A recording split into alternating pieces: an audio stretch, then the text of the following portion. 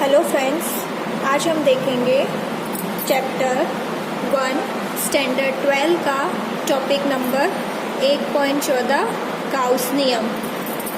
ठीक है, गाउस नियम में हम क्या देखेंगे? विद्युत फ्लक्स के बारे में, जो कि हम पढ़ चुके हैं।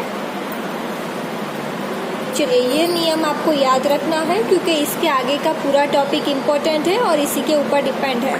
तो सबसे पहले हम क्या करेंगे? गाउस नियम में एक गोला लेंगे r त्रिज्या का। ठीक है, ये मेरा गोला हो गया जिसकी त्रिज्या है r। इसके मध्य में मैंने एक आवेश रखा है, ये मैंने रखा है +q आवेश। अब इस गोले का हम एक छोटा सा भाग लेंगे। मान लेते हैं मैंने ये इतना भाग लिया। ठीक है, छोटा सा भाग लेते हैं तो हम क्या लिखते हैं उसको? ds या तो डेल्टा s, दोनों में से कुछ भी लिख सकते हो।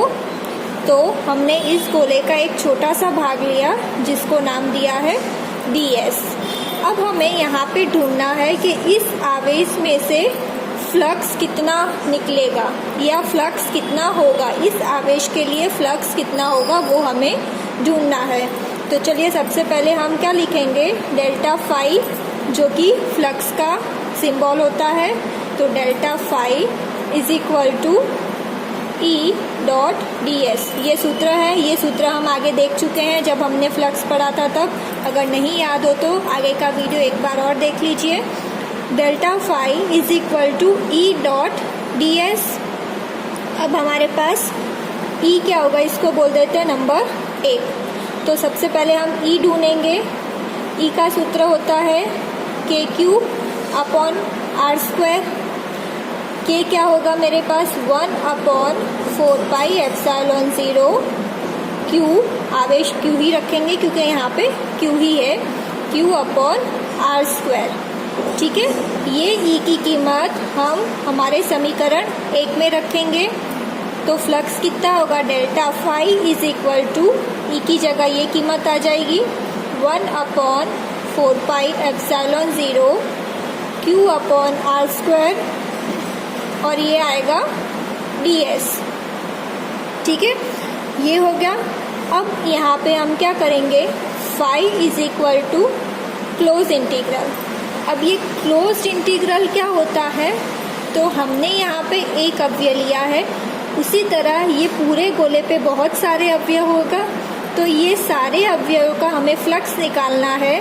तो इसीलिए मैंने क्या किया यहाँ पे? Close integral. ये जो गोलाई मैं यहाँ पे बनाती हूँ, मतलब इस गोले के सारे अवयव उसके अंदर आ गए, तभी मैंने यहाँ पे क्या किया है? समाकलन। और ये हो गया, बीच में गोला बनाना है, तभी ये गोले के सारे अवयव आएंगे। ठीक है, अब ये हम लिखेंगे अपनी कीमत 4 pi epsilon 0 Q upon r² ds। ये अचर है, बाहर आ जाएगी 1/4 पाई एप्सिलॉन 0। अब देखिए, Q आवेश तो ये बीच में है, तो यही रहेगा, तो ये नहीं बदलेगा, तो ये भी बाहर आ जाएगा। और दूरी भी सबकी यही रहेगी, तो ये भी बाहर आ जाएगा। अब क्या आएगा मेरा? ये समाकलन, ये सर्कल बनाना, गोला बनाना मत भूलना, इसका मतलब होता है इस गोले के सारे अवयव। और बचा क्या? ds। अब ये सबके लिए अलग अलग होगा क्योंकि इसका ds है, यहाँ पे कुछ और होगा, यहाँ पे कुछ और होगा, यहाँ पे। तो ऐसे सबके जो ds होंगे वो सबके अलग अलग होंगे। तो अब इसका क्षेत्रफल क्या होगा? हमें पता है गोले का क्षेत्रफल क्या होता है?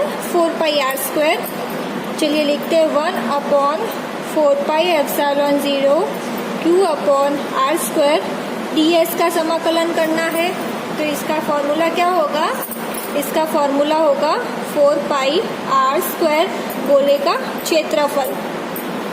4 पाई कैंसल, r² कैंसल, तो फ्लक्स मुझे कितना मिला? Q upon epsilon 0। ये सूत्र आपको याद रखना है। यहाँ से कितना फ्लक्स निकल रहा है? Q upon epsilon 0। ये सूत्र आपको याद रखना ही है। ठीक है, एकदम इजी है। फ्लक्स का सूत्र लिखा मैंने E डॉट ds। ई का सूत्र है मेरे पास KQ upon R square, K की कीमत रखी, ये जो ई मिला उसको उठा के इस समीकरण में रख दो तो ये मिला। अब हमें इस गोले के सारे अवयव के लिए फ्लक्स ढूंढना है, तो मैंने यहाँ पे किया समाकलन और ये गोला बनाया कि पूरे गोले में जितने भी अवयव हैं सबके लिए। तो ये हो गया, ये कीमत रख दी पूरी। ये इतनी चीज़ें सारी अचर है क्योंकि ये बदलेगी नहीं, सारे अवयव के लिए यही कीमत रहेगी। तो ये सब बाहर आ गया। समाकलन ds मतलब कि ये गोले का क्षेत्रफल होगा 4πr स्क्वायर, जो कैंसिल हो रहा है, कैंसिल करके हमारे पास बचा q अपॉन एप्सिलॉन 0। अब हम गाउस नियम की कुछ महत्वपूर्ण बातें भी देखेंगे। चलिए देखते हैं। ये है गाउस नियम की कुछ महत्वपूर्ण बातें। सबसे पहला है गाउस नियम प्रत्येक बंद पृष्ठ के लिए सत्य है। उसका अमाप या आकृति कुछ भी हो, लेकिन अगर वो बंद पृष्ठ है तो उस पे हम गाउस नियम लगा सकते हैं। दूसरा है गाउस नियम के दक्षिण पथ Q में पृष्ठ द्वारा परिबद्ध सभी आवेशों का योग सम्मिलित है। हमारे पास जो सूत्र था phi = Q अपॉन एप्सिलॉन 0, तो ये Q में सारे आवेशों का समावेश हो जाता है। जितने भी आवेश होंगे सबका योग इस Q में आ जाता है। तीसरा है गाउस नियम के अनुप्रयोग के लिए चयन किए जाने वाले पृष्ठ को गाउसीय पृष्ठ कहते हैं। हमने यहाँ पे क्या लिया था, ये गोला लिया था, तो इस गोले को हम क्या बोल सकते हैं, गाउसीय पृष्ठ। मतलब गाउस नियम जहाँ पे भी हम लगा रहे हैं तो वो आकृति या उसे हम क्या कहेंगे, गाउसीय पृष्ठ। चौथा और इम्पोर्टेंट है गाउस नियम कूलम नियम के अंतर्निहित दूरी पर विद्युत वर्ग निर्भरता पर आधारित है। मतलब कि फ्लक्स फाई अनुक्रमानुपाती 1 अपॉन R स्क्वायर। ये MCQ में भी आता है कि गाउस नियम कूलम के किस नियम पर निर्धारित है, तो फाई अनुक्रमानुपाती और दूरी के वर्ग के व्युत्क्रमानुपाती होता है। मतलब कि फाई अनुक्रमानुपाती 1 अपॉन R स्क्वायर। तो ये 4 महत्वपूर्ण बातें हैं गाउस नियम की जो कि आपको याद रखनी है। सबसे ज़्यादा ये इम्पोर्टेंट है कि फ्लक्स फाई अनुक्रमानुपाती 1 अपॉन R स्क्वायर। ठीक है, आई होप आपको समझ में आया होगा। इसके आगे हम गाउस नियम के अनुप्रयोग पढ़ेंगे जो कि बहुत इम्पोर्टेंट है, और ये समझ में आया होगा तभी वो समझ में आएगा।